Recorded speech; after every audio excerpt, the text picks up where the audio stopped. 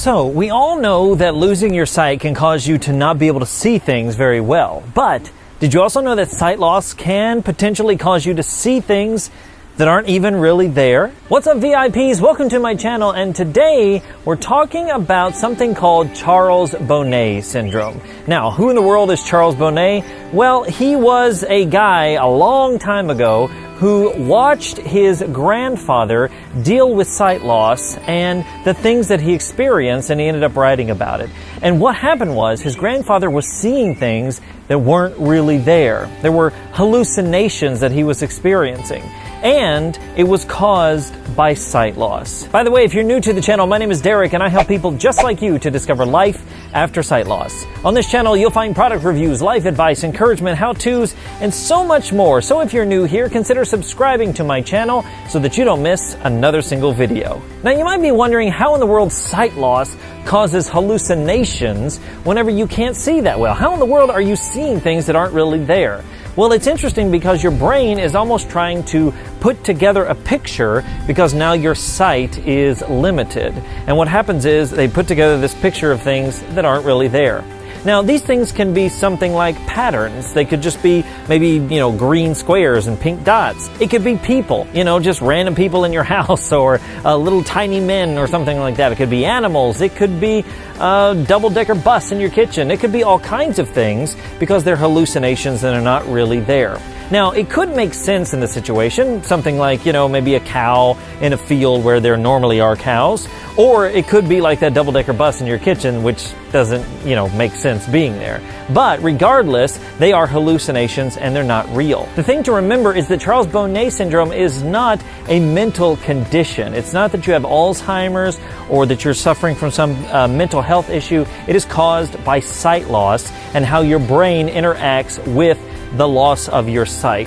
Now, why am I bringing this up? Well, because the thing about it is, whenever people experience sight loss, they're already going through a lot of things. And all of a sudden, when they see a pink elephant in their living room, that can make them wonder if they're losing their mind. And they're really not. And so the point is, Charles Bonnet Syndrome can happen to a lot of different people in a lot of different settings. It's caused by the loss of sight, not by other mental factors. But if you're dealing with the loss of sight and you lose something else and you see a pink elephant, that can be a bit stressful in and of itself. Now, obviously, I'm not a medical expert here. I just wanted to bring you this information today because if you're going through sight loss and you're experiencing hallucinations of any kind, it might be Charles Bonnet Syndrome. So you want to have that checked out.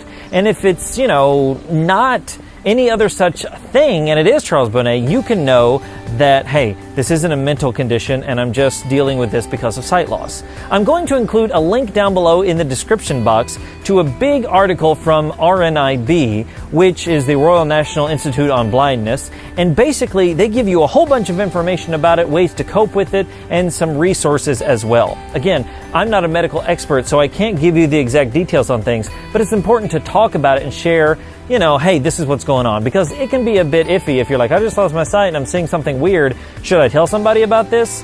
Yes, you should. You should talk to your general practitioner. You should talk to your doctor, your family doctor, whatever it is, because even though the hallucinations aren't, mentally related, talking to a counselor or therapist can be helpful in those situations. Now, again, you might be saying, wow, Derek, this seems pretty heavy for one of your videos. But the point is, if somebody is struggling with Charles Bonnet Syndrome, they need to know that it's okay. This is part of losing your sight in some situations. Not everybody is going to deal with this, but in some situations you might. So make sure that if you're dealing with any hallucination at all, make sure you're talking to somebody in your life, a medical professional, somebody that can help you cope with this, even if it is Charles Bonnet Syndrome, which there's no cure for at this point.